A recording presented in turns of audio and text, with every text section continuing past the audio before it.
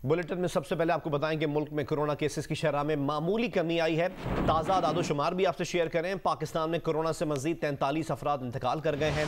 NCOC के मुताबिक 24 घंटों में 2117 नए केसेस रिपोर्ट हुए हैं। गुज़िश्ता रोज़ कोरोना के 52,223 टेस्ट किए गए। कोरोना के मुस्बत केसेस की शरह 4% से ज़ायद रही। मुल्क में कोरोना से अमवात की मजमूई तादाद बढ़कर 20,779 हो गई है।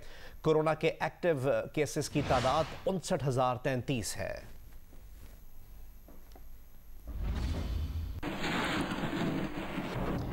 तालीमी सरगर्मियों से मुतालिक अहम अपडेट। सूबा पंजाब और सूबा खैबर पख्तूनख्वा में 10वीं और 12वीं जमात के इम्तहानात की तैयारी के लिए तालीमी इदारे आज से खुल गए हैं।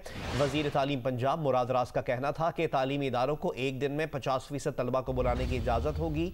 7 जून से पहले दीगर जमातों के तलबा के स्कूल आने पर पाबंदी होगी। खैबर पख्तूनख्वा में भी आज से 10वीं और 12वीं जमात की क्लासेस का आगाज़ हो रहा है, जबकि कोयटा के तमाम सरकारी और निजी स्कूल्स, कॉलेजेस और टेक्निकल तालीमी इदारे भी आज से खोलने का फैसला किया गया है। स्कूल्स में SOPs पर मुकम्मल अमल दरामद यकीनी बनाने की हिदायत की गई है। पंजाब में आज से तालीमी इदारे खुलना शुरू हो गए हैं। तालीमी इदारों में SOPs पर कितना अमल दरामद किया जा रहा है, ये बताएंगी जियो न्यूज़ की नुमाइंदा उम्मे फरवा। लाहौर समेत पंजाब के जो स्कूल और कॉलेजेस हैं, आज के 3 महीने के बाद जो है वो कोरोना की तीसरी वेव को कंट्रोल करने के बाद से जो है वो खुल गए हैं। अभी स्कूल जो है मरहलावार खोले जा रहे हैं। आज जो है सिर्फ 12वीं और 10वीं जमात के स्कूल और कॉलेज को खोला गया है और बच्चे जो हैं वो आना शुरू हो गए हैं। मैं चूँकि इस वक्त कॉलेज में मौजूद हूँ तो इससे 12वीं जमात की स्टूडेंट्स जो हैं, तालबात जो हैं, इस वक्त आ गई हैं और जैसे यहाँ पर कोरोना SOPs को फॉलो करते हुए बच्चे जो आ रहे हैं और टीचर जो है उनका टेम्परेचर चेक कर रहे हैं। उसके साथ साथ मास्क को भी देखा जा रहा है। अगर किसी बच्चे के पास मास्क नहीं है तो टीचर्स के पास मास्क अवेलेबल है, उसी वक्त बच्चे को कहा जा रहा है कि वो लगाए। इसके साथ साथ जो है हैंड सैनिटाइज जो है वो किए जा रहे हैं और बच्चों को साथ साथ कोरोना SOPs के हवाले से फॉलो करने के हवाले से इसको फॉलो करें, उसके बारे में भी आगाही दी जा रही है। और बच्चे खुश हैं कि तकरीबन 3 माह के बाद जो है उनके तालीमी इदारे आज से खुलना शुरू हो गए हैं। जी, जहांगीर तरीन के खिलाफ शुगर स्कैंडल और मनी लॉन्ड्रिंग केसेस की समाअत आज होगी। जहांगीर तरीन हम ख्याल ग्रुप के अरकान के हमरा वो अदालत पहुंच गए हैं। मजीद डिटेल्स हासिल करते हैं जियो न्यूज़ के नुमाइंदे जीशान बख्श से। जीशान, आज क्या कार्रवाई होगी, इसके मुतालिक भी अपडेट कीजिएगा और ये भी बताइएगा कि जहांगीर तरीन के हमरा आज कौन कौन आया है। जी, अरकाने कौमी और सूबाई असम्बली में मामूल के मुताबिक जी सबसे पहले मैं आपको बताऊं कि अदालत ने इब्तदाई समाअत मुकम्मल कर ली है और जहांगीर तरीन की सेशन अदालत ने जो आइंदा तारीख है वो 11 जून मुकर्रर की है और इस केस की अब अगली समाअत 11 जून को होगी। और अगर मैं अब आपको आज की समाअत के मुतालिक बताऊं तो आज की समाअत अंदर जब जहांगीर तरीन, अली तरीन और दीगर लोग यहाँ अदालत में पेश हुए तो अदालत ने सबसे पहले जो FIA के डिप्टी प्रोसिक्यूटर यहाँ मौजूद थे उनसे पूछा कि इस केस के हवाले से आपने क्या तैयारी की है, जिस पर उन्होंने अदालत को बताया कि एक जो तफ्तीशी अफसर था उसका तबादला हो गया, लिहाजा हमें इसके लिए मजीद वक्त चाहिए। जिस पर जो जज थे यहाँ पर हामिद हुसैन, उन्होंने ये पूछा कि क्या नया अफसर तैनात हो गया। उन्होंने कहा अभी तक नया अफसर नहीं हुआ, जिस पर जज ने बरहमी का इजहार करते हुए कहा कि कैसे मुमकिन है, कितना इंपॉर्टेंट केस है और मैंने यहाँ पर आपसे दस्तखत भी ले रखे थे तो इसके बावजूद आपने एक तफ्तीशी को तब्दील कर दिया, क्या इस केस को आप लिंगर ऑन करना चाहते हैं। जिस पर FIA ने कहा, जो अफसर मौजूद थे, कि ये रोटेशन पॉलिसी का हिस्सा है। FIA में बड़े पैमाने पर तबादले हुए और ये उन्हीं तबादलों का हिस्सा है। जिस पर जहांगीर तरीन के जो वकील थे बैरिस्टर सलमान सफदर, उनका कहना था कि कई माह की तैयारी के बाद हमने ये 9 वॉल्यूम तैयार किए हैं और अब इस मौके पर एक नया तफ्तीशी आता है और उसको पूरी इस तफ्तीश को समझने के लिए अच्छा खासा टाइम दरकार होगा। तो ये कैसे मुमकिन है कि इतनी उजलत में ये सब किया जाए। जिस पर जो जज थे हामिद हुसैन, उन्होंने बरहमी का इजहार करते हुए कहा कि मैं आपको शो का नोटिस जारी करूंगा क्योंकि ये मुमकिन नहीं है, जिस तरीके से आप लोगों ने ये किया है इस तरह नहीं होना चाहिए। जिसके बाद अदालत ने 11 जून तक केस की आइंदा समाअत मुलतवी कर दी है। अभी जहांगीर तरीन अब से कुछ ही देर में जो दूसरी बैंकिंग कोर्ट है उसमें पेश होंगे, जहां पर उनका जो दूसरा केस है उसके अंदर वो अपने जो ज़ीशान बख्श हमारे साथी रहे, हम अपने नाजरीन को भी अपडेट कर दें कि जहांगीर तरीन के खिलाफ शुगर स्कैंडल और मनी लॉन्ड्रिंग केसेस की समाअत आज होनी थी। एक समाअत हो चुकी है, सेशन अदालत में पेश हो चुके हैं। वहाँ पर आज की कार्रवाई मुकम्मल हो गई, जिसके बाद अब अगली तारीख दी गई है 11 जून की और अब वो बैंकिंग कोर्ट में पेश होंगे। ज़ीशान बख्श हमारे नुमाइंदे हमें अपडेट कर रहे थे कि कार्रवाई अब जो सेशन अदालत में होगी वो अगली 11 जून को होगी और अब से कुछ देर बाद जहांगीर तरीन जो अपने हम ख्याल ग्रुप के अरकान के हमरा आज अदालत पहुंचे हैं, वो अब से कुछ देर बाद बैंकिंग कोर्ट में भी पेश होंगे।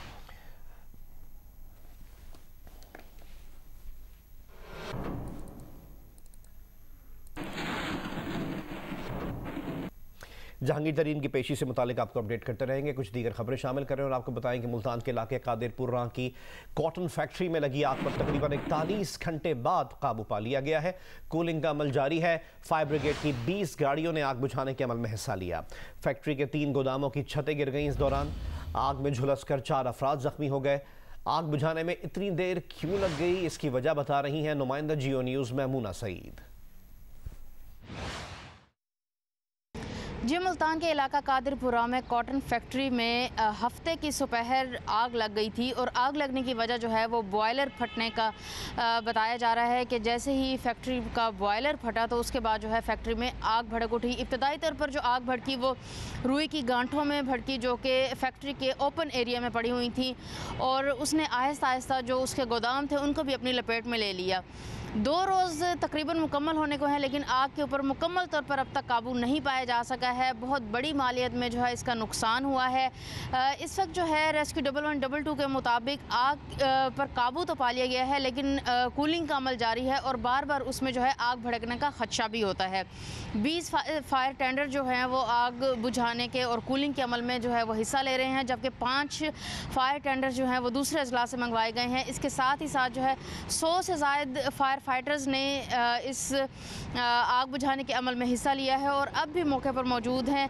जानी नुकसान कोई नहीं हुआ है, लेकिन इसके साथ district emergency officer doctor Kalimullah हैं, उनका ये कहना है कि अगर उनके पास आग बुझाने वाला केमिकल मौजूद होता तो इतनी बड़ी आग के ऊपर जल्दी काबू पाया जा सकता था, क्योंकि आग बुझाने वाला केमिकल उनके पास मौजूद नहीं था और उसको लाहौर से मंगवाया गया, जिसके ऊपर टाइम लगा। इस वजह से जो है आग बुझाने में इतनी देर लगी है।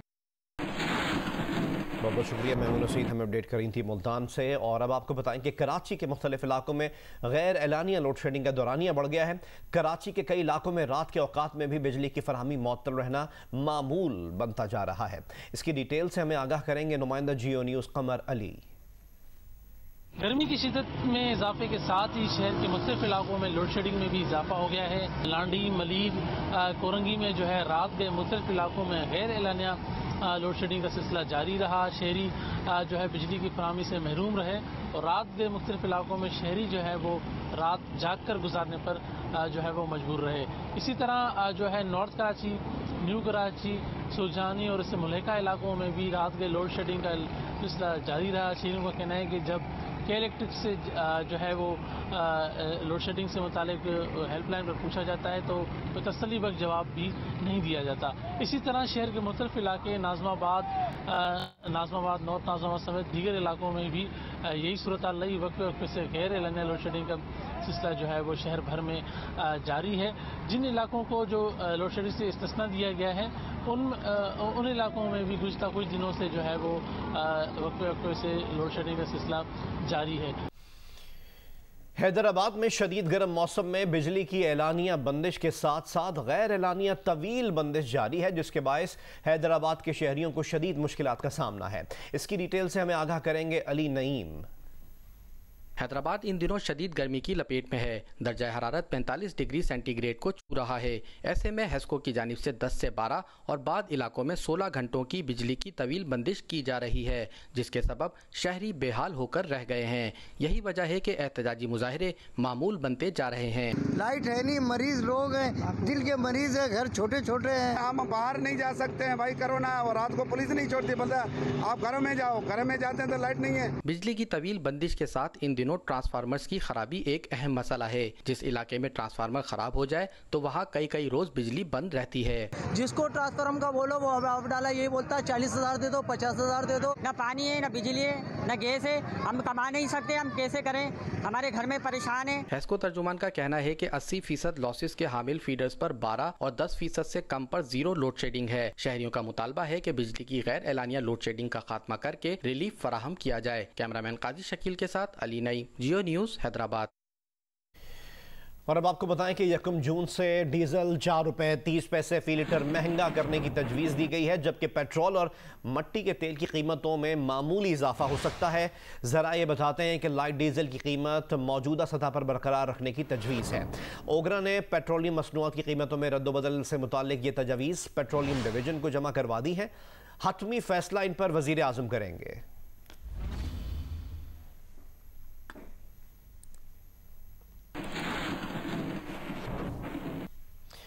वज़ीर आज़म इमरान खान ने कहा है कि PDM अगर आवाम के लिए खड़ी होती तो अब तक PTI की हुकूमत गिर चुकी होती, लेकिन ये अपनी करप्शन बचाने और अपनी ज़ात के लिए एक हुए हैं। मुल्क तरक्की करना शुरू हुआ तो अपोजिशन घबरा कर इकट्ठी हो गई। वज़ीर आज़म इमरान खान ने मज़ीद कहा कि अपोजिशन को अगर मईशत की फ़िक्र होती तो बेहतर GDP होने पर हमें मुबारकबाद देती। मुस्लिम लीग नून के रहनुमा राना सनाउल्लाह ने इमरान खान के बयान पर रद्द अमल देते हुए कहा है कि इमरान खान गलत बयानी कर रहे हैं। हालात पिछले 2 बरसों के मुकाबले में ज़्यादा ख़राब हो गए हैं। जियो न्यूज़ के प्रोग्राम नया पाकिस्तान में गुफ्तगू करते हुए राना सनाउल्लाह ने कहा कि PTI इलेक्शन मुहिम भी नहीं चला सकेगी। वजीर आजम इमरान खान क्या सोच रहे, बल्कि क्या सोच रहे हैं, क्या बोल रहे हैं, वो कह रहे हैं कि 2 साल में इतने मुश्किल हालात थे कि हमारी हुकूमत को घर चले जाना चाहिए था, गिर जाना चाहिए था, लेकिन ये ऑपोजिशन इतनी कमजोर है। सर सुन तो लीजिए सवाल, वो कह रहे हैं कि ऑपोजिशन इतनी कमजोर है, ऑपोजिशन अपने जाती मफाद में क्योंकि सड़कों पर निकली थी इसलिए वो कुछ हासिल नहीं कर सकी, वरना वो खुद एतराफ कर रहे हैं कि इतनी बुरी कारकर्दगी रही है, इतने बुरे हालात रहे, मुश्किल हालात रहे कि हुकूमत गिर जाती है हमारी। ये आदमी जो है ये झूठ बोलता है और हर वक्त जो है वो कोई ना कोई किसी न किसी बहाने उसने अपोजिशन के खिलाफ बात करनी है। सर क्या झूठ बोला है, क्या हालात खराब थे 2 साल, ये झूठ बोला है उन्होंने? हालात नहीं तो हालात अब भी खराब हैं, अब कौन से ठीक हो गए हैं? यानी ये लोगों को चक्कर दे रहा है कि पिछले 2 साल खराब थे, अब जो है वो ठीक हो गए। हालात अब पिछले 2 साल से भी ज्यादा खराब हैं। और मैं ये बात आपको बता दूं कि नेक्स्ट इलेक्शन में ये अपनी इलेक्शन कैंपेन नहीं कर सकेंगे, ये बाहर निकल के आवाम के साथ जो है वो अपना राब्ता नहीं कर सकेंगे, जूते पड़ेंगे इनको। हालात जो पिछले 3 साल जो खराब थे आने वाले साल में उससे ज़्यादा ख़राब होंगे। ये बजट जो है ये पिछली बजट से ज़्यादा तबाही लेके आएगा। ये सिर्फ लोगों को सब्ज़ बाग जो है वो दिखा रहे हैं। वफाकी वज़ीर इत्तलात फवाद चौधरी ने वज़ीर आज़म इमरान खान के बयान की वजाहत की है। फवाद चौधरी ने कहा इमरान खान के कहने का मतलब ये था कि मुस्लिम लीग नून या किसी और जमात को वो मसाइल मिले होते जो PTI की हुकूमत को मिले तो वो 2 बरसों में ही गिर चुकी होती। 1-2 साल से आप लोग बड़ी तारीफ करते थे कि हमने बड़े जबरदस्त इकदाम किए हैं, कभी 100 डे प्लान, कभी 1 ईयर प्लान, लेकिन मीडिया बैठ के तनकीद करता था कि देखिए ये खामियां हैं, तो कहा जाता था नहीं मीडिया सिर्फ मनफी प्रोपेगेंडा करता है, मनफी चीजें दिखाता है। लेकिन वजीर आजम खुद आज ये कह रहे हैं कि 2 साल में ऐसे हालात थे कि हमारी हुकूमत गिर जानी थी। नहीं देखिए, बात वज़ीर आज़म ने बिल्कुल ही और कॉन्टेक्स्ट जो थे वो कह रहे थे, वो ये कह रहे थे कि मुश्किल हालात थे मुआशी तौर के ऊपर। जी जी। जिस किस्म के हालात नून लीग जो है वो छोड़ के गई, उसकी वजह से पाकिस्तान के अंदर एक बहुत बड़ा महंगाई का रहना आया, और उस महंगाई से जो है वो उस महंगाई की वजह से जो पाकिस्तान है उसने बहुत सफर किया। तो ये पहले 2 साल में हुकूमत आपकी गिर जानी थी इसलिए क्योंकि ऑपोजिशन कमजोर है, या गैर मामूली सपोर्ट भी हुकूमत को हासिल थी? नहीं, हुकूमत ने बिल्कुल नहीं गिरना था, इसलिए कि अपोजिशन जो है वो उसमें इतनी जान ही नहीं थी कि वो हुकूमत को गिरा। और जानदार हुकूमत होती तो इस कारकर्दगी पे और इन हालात पे हुकूमत गिर जाती। नहीं, हुकूमत ने गिरने का मतलब इमरान खान का ये था कि मुश्किलात इतनी ज्यादा थी कि अगर हमारे जैसी गवर्नमेंट ना होती, जो टोटली पॉपुलर गवर्नमेंट थी, तो जाहिर है हुकूमत गिर जाती। अगर हमारी जगह नवाज शरीफ होते या कोई और होते, ये 2 साल सर्वाइव नहीं कर सकते थे, क्योंकि बहुत अनपॉपुलर डिसीजंस ये जो पॉपुलर वाली बात है ये खान साहब ने नहीं की, लेकिन आपने इसमें इजाफा कर दिया इसमें, ठीक है? नहीं, मैं कॉन्टेक्स्ट में बैठा हुआ था तो मैं आपको कॉन्टेक्स्ट बता रहा हूं। मुस्लिम लीग नून के सदर मियां शहबाज शरीफ हुकूमत पर बरस पड़े और कहा हुकूमत के पेश करदा मुआशी अदाद-ओ-शुमार नाकाबिल एतबार और कौम से धोखा है। मईशत की बर्बादी के बाद मुआशी गलत बयानी कौम के मुस्तकबिल से खेलने के मुतरादिफ है। मुस्लिम लीग नून की इकनॉमिक एडवाइजरी काउंसिल इजलास से खिताब में शहबाज शरीफ का मजीद कहना था कि आवाम को आगाह करना जरूरी है किस तरह मुआशी तबाही मुल्क पर मुसल्लत की जा रही है। अव्वलीन कोशिश है कि अवाम दुश्मन बजट किसी कीमत पर मंजूर न होने दिया जाए। इजलास में बजट के मौके पर अवामी मफादात के तहफ़्फ़ुज़ के लिए सिफारिशात पर भी गौर किया गया।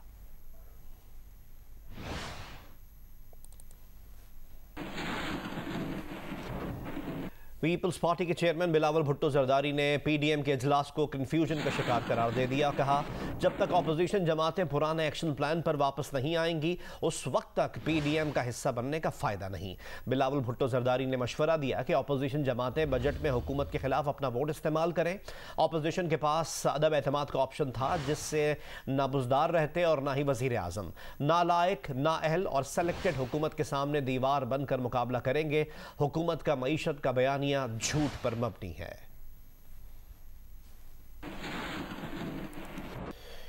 अपडेट करें आपको, लाहौर में जहांगीर तरीन की रिहाइशगाह पर हम ख्याल ग्रुप के इजलास के मुताल्लिक इस इजलास में नज़ीर चौहान के खिलाफ मुकदमे पर भी मुशावरत हुई है और अपडेट यह है कि जहांगीर तरीन ने नज़ीर चौहान का केस कानूनी महाज पर भरपूर अंदाज में लड़ने की हिदायत कर दी है।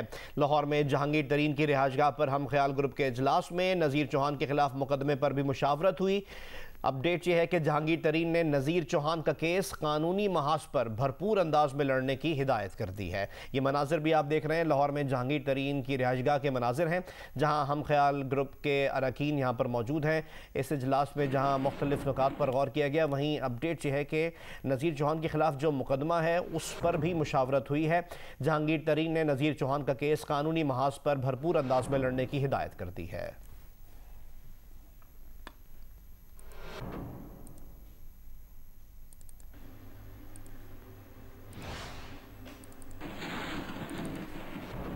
खैबर पख्तूनख्वा में भी 10वीं और 12वीं जमात के इम्तिहानात की तैयारी के लिए स्कूल्स और कॉलेजेस खोल दिए गए हैं। इसकी डिटेल से हमें आगाह करेंगे दानियाल अजीज़।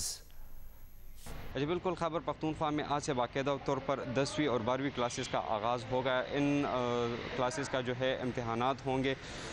वज़ीर तालीम शहराम तरक्की ने कहा कि इस दफ़ा इम्तिहानात जो है वो ज़रूर होंगे। तमाम तैयारियाँ जो है वो मुकम्मल कर दी गई है।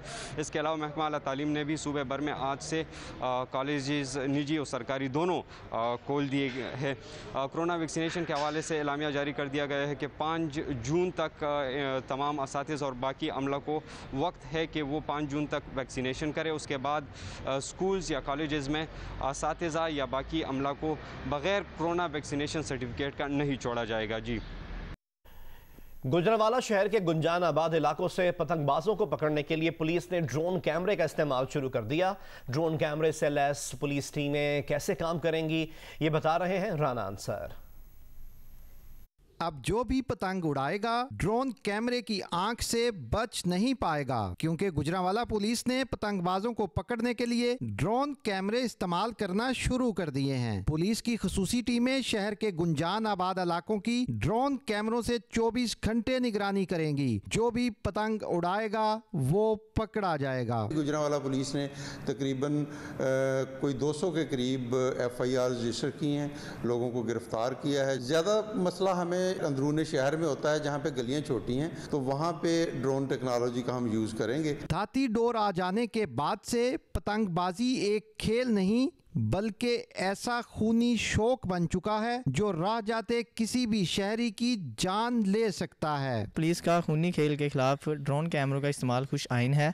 ख़ास तौर पे शहर की उन तंग गलियों में जहां पुलिस बर वक्त नहीं पहुंच सकती, अब वहां के पतंगबाज भी ड्रोन से नहीं बच सकेंगे। पतंगबाजी रोकने के लिए पुलिस इकदामात काबिले तहसीन, लेकिन धाती डोर के इस्तेमाल से एक खूबसूरत खेल को खूनी खेल में तब्दील करने वालों को सजाएं दिलवाने के लिए कानून साजी की भी जरूरत है। कैमरामैन सजाद अली के साथ राना अंसर, जियो न्यूज़, गुजरांवाला। और अब जियो स्पोर्ट्स, जिसमें सबसे पहले आपको बताएं कि पाकिस्तान सुपर लीग के लिए कोयटा ग्लैडिएटर्स के कप्तान सरफराज अहमद को अबू धाबी का विजिट वीज़ा मिल गया है। इम्कान है कि आज वो रवाना हो जाएंगे। सरफराज अहमद और दीगर 12 अफराद इतवार को भी अबू धाबी के लिए उड़ान नहीं भर सके थे। कराची और लाहौर के होटलों में 7 रोज़ से आइसोलेशन में मौजूद 13 खिलाड़ियों और ऑफिशल्स को पीसीबी हुक्काम ने घर भेज दिया था।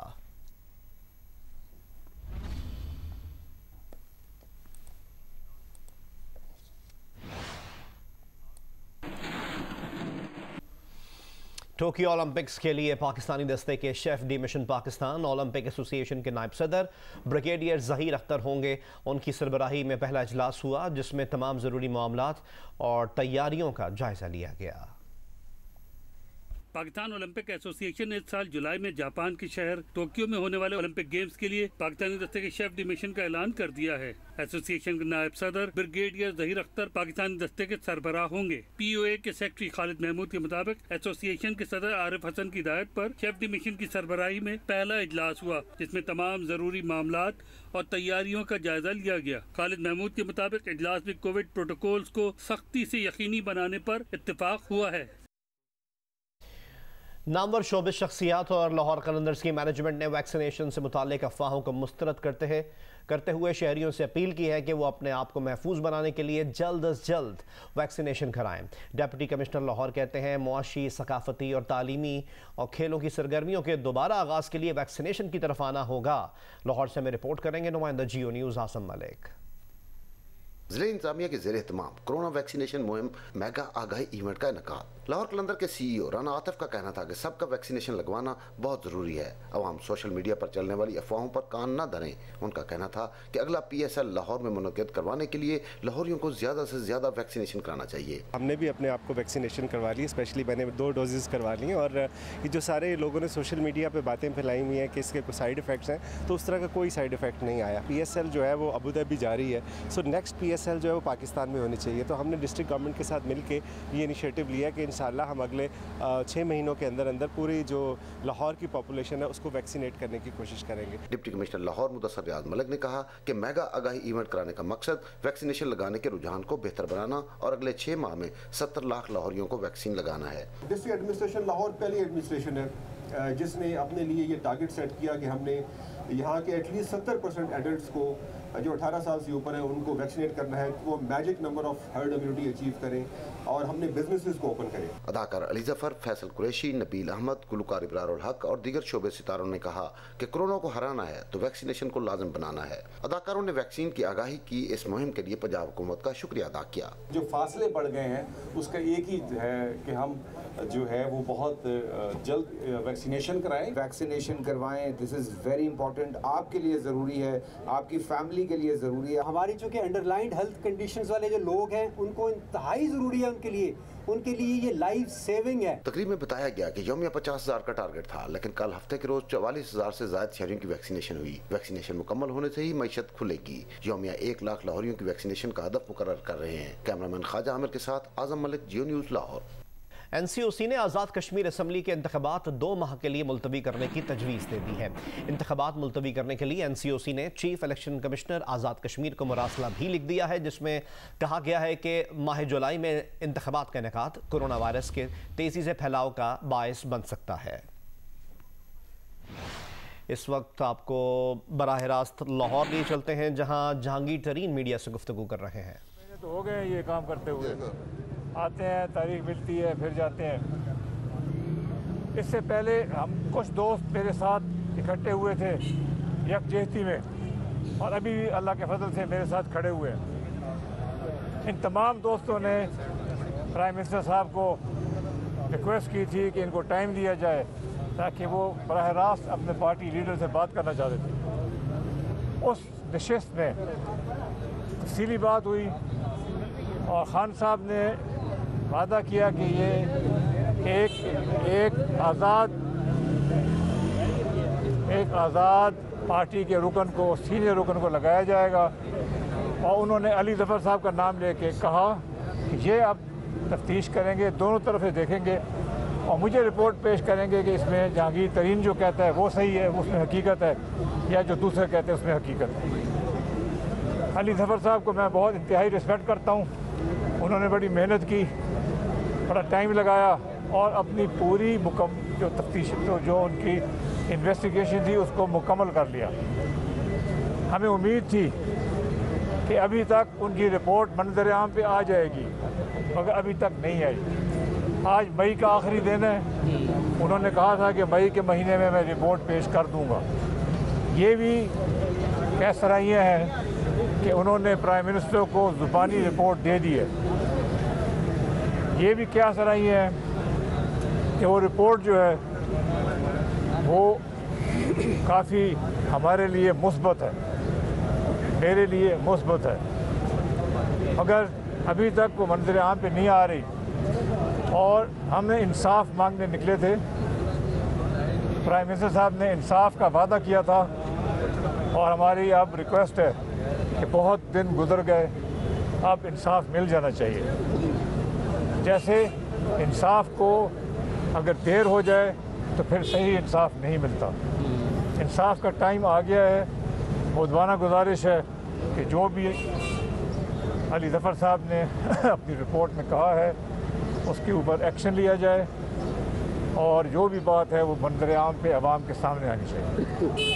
तरीन साहब ये बताइएगा कि एक तरफ तो आप कह रहे हैं कि क्या सराहियाँ हैं, दूसरी तरफ हुकूमत की जानिब से तो वाज़े कहा गया है कि अभी तक रिपोर्ट ना तो हतमी हुई है ना ही वज़ीर आज़म को पेश की गई है। अगर रिपोर्ट अदरवाइज़ आती है तो भी क्या जहांगीर तरीन और उनके साथी इस रिपोर्ट को तस्लीम करेंगे या फिर अपना लाहे अमल नए सिरे से तरतीब? देखिए, हमें कुछ बातें ऐसी मालूम हैं जो मैं मीडिया के सामने नहीं बताना चाहता।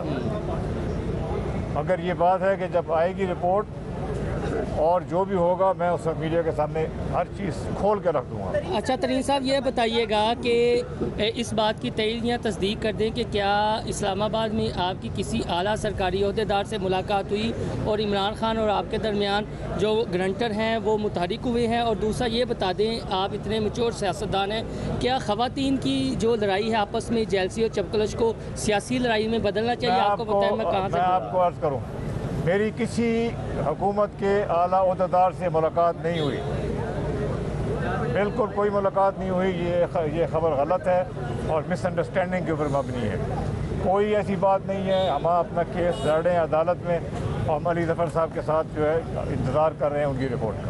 अच्छा जहांगीर साहब, जो आपके दाएं बाएं लोग खड़े बात करते हैं, उस बात को जो आपके दाएं बाएं लोग खड़े हैं जो बातें करते हैं आपके खिलाफ जो कार्रवाई हो रही है, इस पर आप खुद क्यों नहीं कहते जो आपके साथ हो रहा है आपको इंसाफ मिलना चाहिए? ये खुद क्यों नहीं आप कहते हैं? कह रहा हूं मुझे इंसाफ मिलना चाहिए। सब ये क्लियर कीजिएगा, बज़ाहिरन ये देख रहा है कि गवर्नमेंट आपके साथ कैरेट एंड स्टिक खेल रही है कि बजट पास करवा ले, तब तक जरा तरीन को कभी छोड़ दो, कभी बुला लो, छोड़ दो, बुला लो। आज 11 जून की डेट पड़ गई है। टेंटेटिव पंजाब गवर्नमेंट का बजट आ जाएगा 9-10 तक, 14 तारीख को, 14 को आएगा। अब लग ये रहा है कि गवर्नमेंट कैरेट एंड स्टिक खेल रही है और आपके लोग भी इसका बरबला इजहार कर रहे हैं। क्या लगता है कि ये बजट गवर्नमेंट गुजारना चाहती है आपके साथ कि कोई संजीदा, जैसा आप कह रहे हैं कि मई में आनी थी रिपोर्ट तो मेरी अर्ज वो फिर से वही है, हमारे साथ सियासत ना की जाए, हमारे साथ इंसाफ किया जाए। सर, ये नज़ीर चौहान वाला